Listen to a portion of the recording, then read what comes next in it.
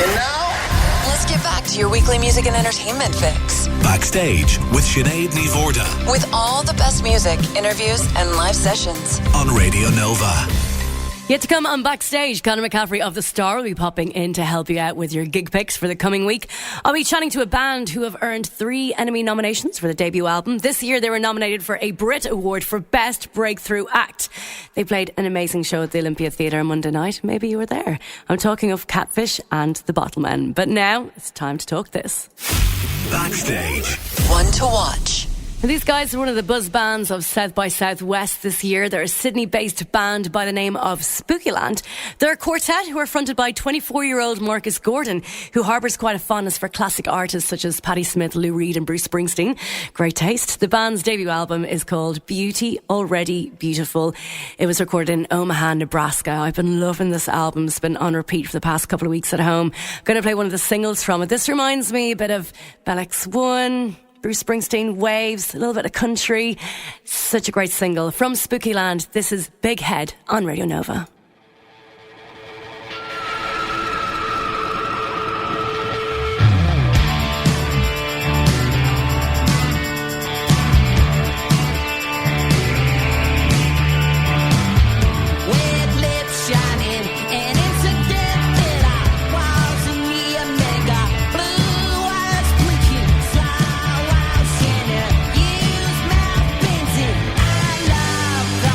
Little slut in her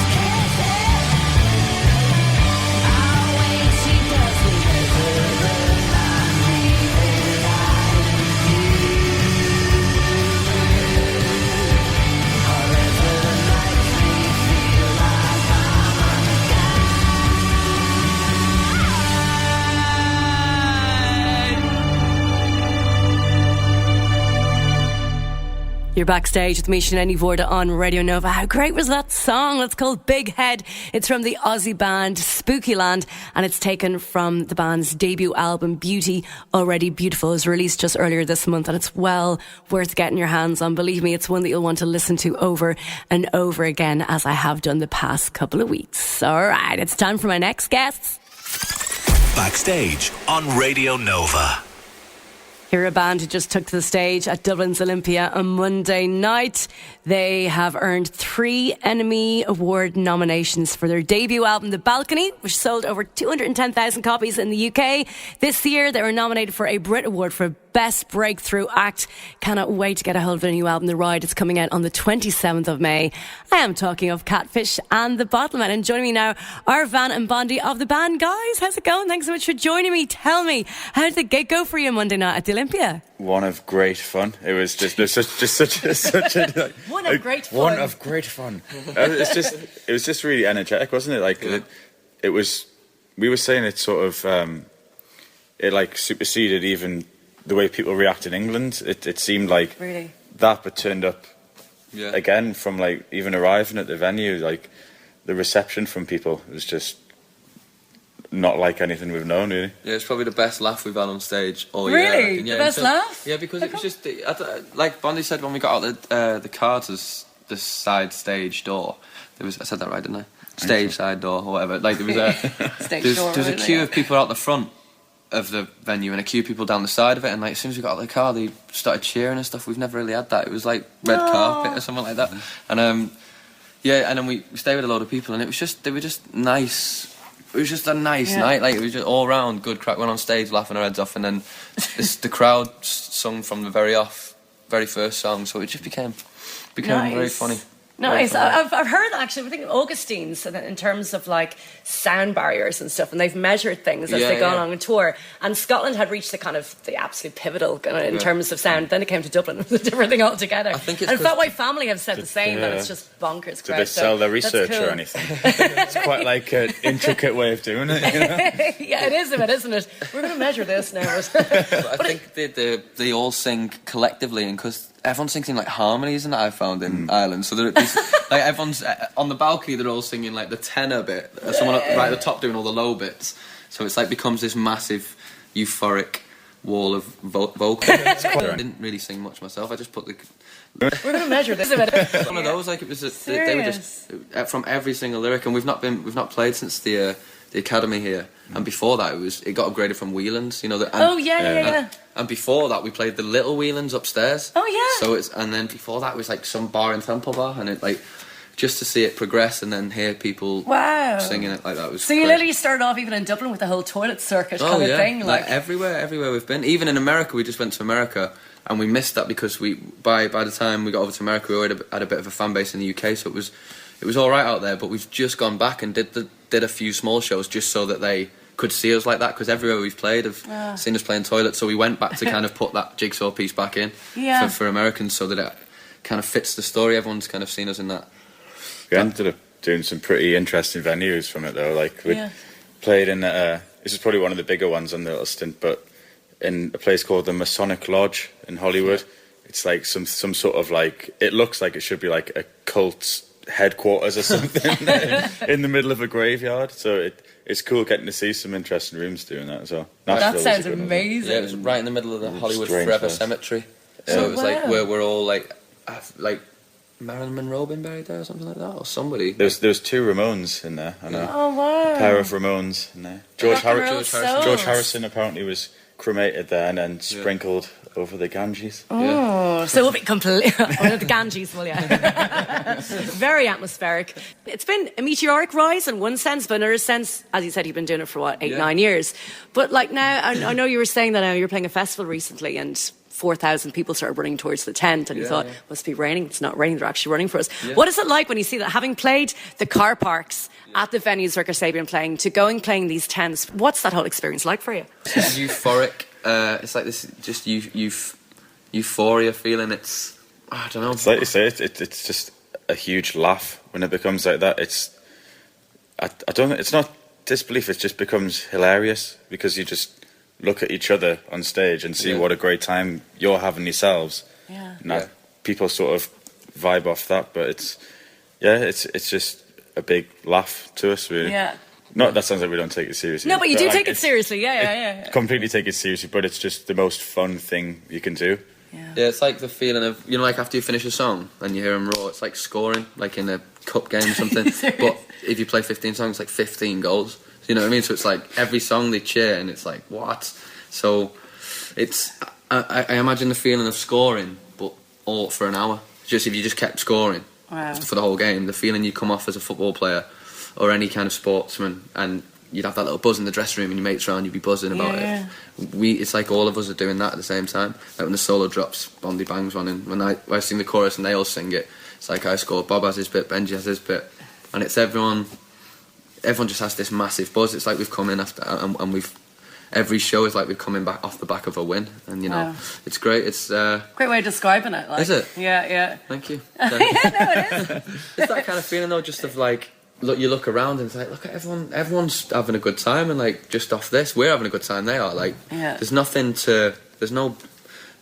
It's just how often you're in a place where it's just positive, like to like mad positive, just people going nuts all together in unison. Yeah, that's what I was just saying about last night. The crowd seemed like such a just fantastic mix of people. In the boxes at the side, I could see like middle-aged couples dancing, just like completely losing themselves in it, and then there's, you know, like a lot of younger kids on the floor, and just going everywhere you looked, because the Olympia is so in your face. It's the 3 tiers which just look like a wall. You see everybody's actual face, and everyone just looked euphoric, and they're having such a great time, and it's hard not to just fall about laughing or have a smile on your face when you're looking out at that. It's quite a wonderful thing that you will feel this universally. Now, I know you take this music business quite seriously. There's no hint of whimsy about it at all. So, Van, before I ask you about how you envisaged all of this, I think I'm going to play something by you now. I'll be back with Van and Bondy of Catfish and The Bottlemen in a moment. But first, let's hear this one from Catfish and The Bottlemen. This is Soundcheck on Radio Nova. Maybe I don't act the way I used to, 'cause I don't feel the same about you. In fact, that's a lie. I want you. And I raced through Soundcheck just to meet you on your fag break. You convinced me to put life aside and want you. And if only for the sake of it, I could chill you out and drive us through the night to your sisters.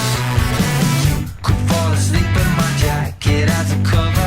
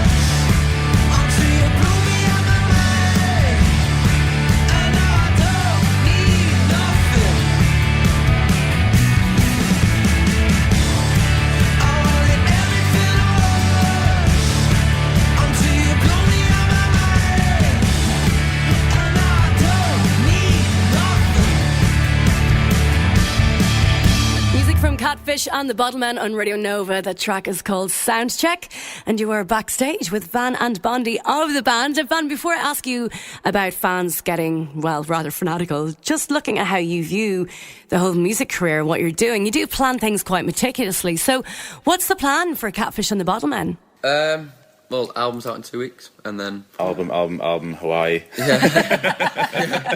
Exactly like that. Nice plan. It's, the album's out in 2 weeks, and then we've got a load of headline festivals we played growing up. Same again, like kind of every bar on the way up to the main stage now. So then we've got a few shows. We've got a show with Noel Gallagher, we've got a show with Stereophonics, like Kelly Jones and Noel Gallagher's songwriters and stuff. For us growing up were just massive, you know, even as just haircuts alone, you know what I mean? You know, never mind the songs. So we've got shows like that coming up, and then at the end of the year, at the end of last year I predicted arenas, so I'm just sticking to that. Arenas. I reckon for this album, and then I reckon the third album will take it somewhere else. But everything's falling into place. It's very. It adds to the shows, like and the way we wake up. You wake up laughing your head off, and you go to sleep laughing your head off. Like I fall asleep crying, laughing with the lads when we're all on the bus shouting stuff at each other and that. And it's strange, but the best feeling. Like I can't even explain how untouchable the feeling is of having your kind of dream run parallel with reality. Do you know what I mean? Like tomorrow, I'm envisioning what's going to happen, and I'll go to bed tonight and think about tomorrow's gig, and we'll walk on stage, and it'll go exactly how we thought, apart from like tripping over wires and all that kind of stuff, which just adds to the humour, which was last night. And did you fall on stage? I was on the last note. I was walking right off stage, and I thought, right, oh, what a gig! I was knackered. Went to put my guitar on the top of Bondy's amp, but my cable had caught round my leg like a snake. Oh no! Went flying, landed right, you know. And the same day, we'd done an interview on the radio, and one of the questions, it was, you know, you get asked like a lot of the same questions, but one of them was, have you ever fallen on stage? Yeah. And I answered saying, like, Van's like a cat. I've never known him to not. He can stumble, but always catches himself. And sure enough, I think the woman who interviewed us came down to the show last night, and then he falls on his ass. There was no music left to play, though. That was the worst bit. Like, Bondy had been propping me up all night. I'd been bumping into him, and he caught me at one point, and then he went off the stage at one point, and then the last song, finished the last chord, hit the last chord, went to put my guitar down and went flying. Oh, like, there was nothing left to be done. I had to walk back on then and be like, sorry about that. Sorry. Bound to happen at some point, like, you know. So you're already kind of foreseeing stadiums or arenas and stuff like that, but in terms of fanatics, like, they've already kind of seemed to get to that level. What happened in the fact that your parents actually had to sell their house? Is that true? Or is that something that was just bumped up? Yeah, so I find that anything that's kind of, if you can't hear us talk on out loud, if it's kind of written, it's all kind of can be misquoted. Like, but my mum and dad run a B&B, and fans found out where that was, and they'd come down and stay, and my dad would go into serving breakfast, and he'd be like, they'd be wearing Catfish shirts and stuff like that, and be like, is he in the house and stuff like that? We'd come to see but my dad would show him around all the practice rooms, and like my mum was giving him all clothes. I'd go back for boots and that. I'd be like, Mum, you got those boots? We got a gig on Saturday. And he'd be like, these Japanese fans came over the other week and I gave them your shoes. Like, you're giving away shoes, are we? What's that about? You know what I mean? They're telling me, they always say to me, you better not change. Like, when everyone says to us, don't change when things get well. I was like, me change? You're giving shoes away? Shoes away? You know what I mean? To buy your own boots. Losing my wardrobe, like. Like, so, pop up an eBay. Yeah. They didn't have to move house. They just sold their house because they realised that I wasn't a total train wreck these days. So they sold the walls of Van's room to Japanese tourists. Yeah, they kind of were just like, so they just moved because, like we said, we used to all live in, like, so Bondy lived in the rehearsal room. It was a B&B. No way. I lived in a B&B, cool. Like, so I've always lived in a hotel like we do now. I had a room in a bed and breakfast, and my mum and dad used to run that. People would come in and out and stay. Yeah. So, and we'd be rehearsing in the back. So we were rehearsing outside of a guest house, which was supposed to be quiet every night. We were playing every night. But everyone was all right with it. But yeah, they didn't have to move. It was just people a lot of people started coming over and all that kind of stuff. So it got a bit like, right, we best be on our travels now. For them, you know, like now they just come and see us play live. They don't have to work now, because I think they got your wardrobe to keep selling. Well, I think yeah, they were looking after me, weren't they? But now, yeah, like I say, they sell my pillows and all that kind of stuff. They're like, do you want his bed quilts? There's old lava lamp and all that kind of stuff. Well, guys, I better leave it there. Now we've got to wrap it up. So, Van and Bondy, Catfish and The Bottlemen, thank you very much. Thanks. Backstage. Entertainment update. And now to help you out with some of the great gig picks coming up over the next week is Conor McCaffrey of The Star. Hello. Hello, how's it going? It's going good. Happy birthday. Thanks very much. Even though it's a little belated, but I did wish you on the day. Yes, well, you have to postpone it if you have a birthday on the Wednesday. Exactly. Postpone it to the weekend. So, I'm making a weekend of it. Nice, good stuff. Have the crack. And speaking of having the crack, the Undertones shall be doing just that this weekend. Yes, they're playing tonight in the Academy. Not exactly Teenage Kicks anymore. They're actually playing their 40th anniversary tour. Of course, original frontman Fergal Sharkey's punk days are long gone after his single A Good Heart. Remember that one? And you were a fan, really, weren't you?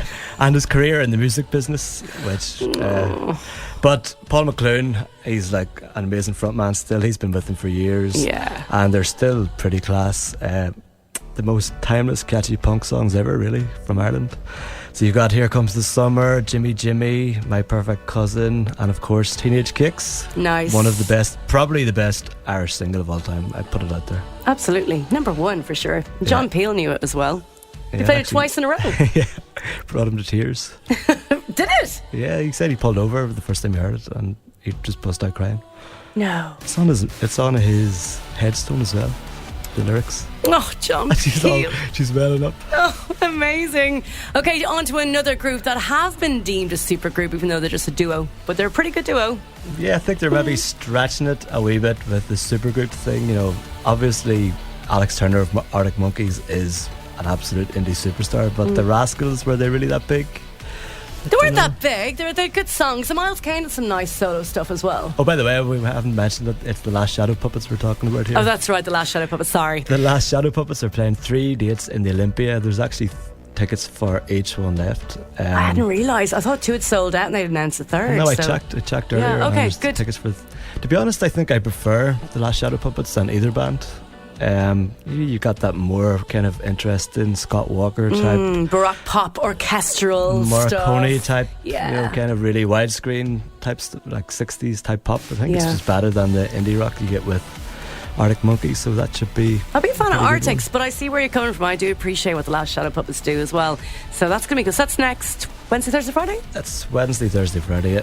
Nice. Okay, moving on to someone else who I think you were a bit of a fan of. Yes, I was going to say this is the gig of the year for most people, but I think it might just be talking about myself. But I think probably. Oh God, who doesn't love the boss? More than half the country have seen Bruce Springsteen in the last, maybe since he went on tour in The Rising, anyway, since 2003. This one's a wee bit more special because he's playing the whole of the river, start to finish, and then he'll go off, take a bit of a break, and then he'd come out and he'd play probably a set that would be as long as most other bands' full set lists. So, you know, he'd play, you know, all the classics, Born to Run, Thunder Road, and whatever you're having yourself, kind of thing. He's an amazing performer. I saw him before at the RDS, and he went on for at least 3 hours, and it was just phenomenal. Yeah, I think this might be my 14th Bruce Springsteen gig. I'm like one of them crazy stalker fans. Seriously, full on fanatical fan. I'm not actually going to the one on Friday. I'm going to wait until Sunday. If I could, I'd go to both. So there are some tickets that happen released. There's some tickets left, yeah. So happy days. Conor McCaffrey of The Star, have a good one. Enjoy the birthday fun. Have a good weekend. Next Saturday on Backstage. I'll be chatting to the Dandy Warhols frontman, Courtney Taylor. Peter Devlin is on the way next with the Saturday soundtrack. He has 2 hours of pretty amazing music. He's got tracks on the way from the likes of Folds, The Clash, The Last Shadow Puppets. I'll be back Monday evening at 7, kicking off musical proceedings with 2 hours of 80s, 90s. If you fancy a healthy injection of punk, new wave and old school rock and roll tonight and you're around Dublin, I'll be spinning such tunes at the East Side Tavern. Such a great spot. I may see you then tonight. If not, I'll chat to you on Monday. Time now for the Nova News Update at 7.